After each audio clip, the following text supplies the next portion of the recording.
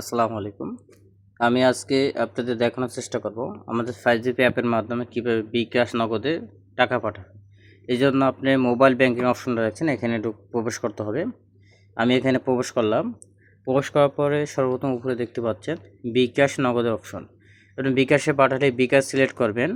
Personal হলে personal, নিচে আসা পার্সোনাল, এই জন্য এজেন্ট সিলেক্ট করবেন।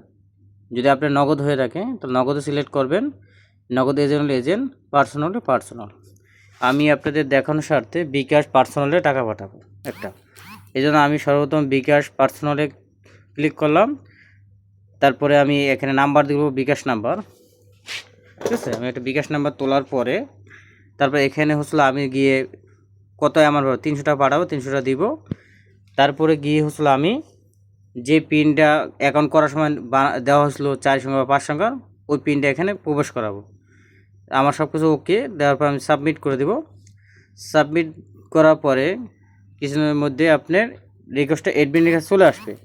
যখন রিকোয়েস্টটা অ্যাডমিনের কাছে চলে আসবে, ওই রিকোয়েস্টটা আপনার 5 থেকে 10 মিনিটে সাকসেস হয়ে যাবে। আমি যে হিস্ট্রিতে দেখি, উপরে যে স্ক্রল করে দেখি মোবাইল ব্যাংকিং, এম ব্যাংকিংয়ে প্রবেশ করলে আমি দেখতে আছি এখানে 300 টাকা পেন্ডিংয়ে আছে। হ্যাঁ, আমি যদি কিছুক্ষণ অপেক্ষা করি, সামান্য 5 থেকে 10 মিনিট অপেক্ষা করলে দেখবেন আমার যে বিকাশটা সাকসেস হয়ে গেছে।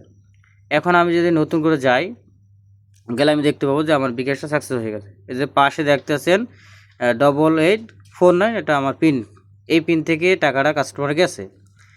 এখানে এক এক সময় এক একটা পিন থাকতে পারে, ওই পিনটাই কাস্টমার দিবেন।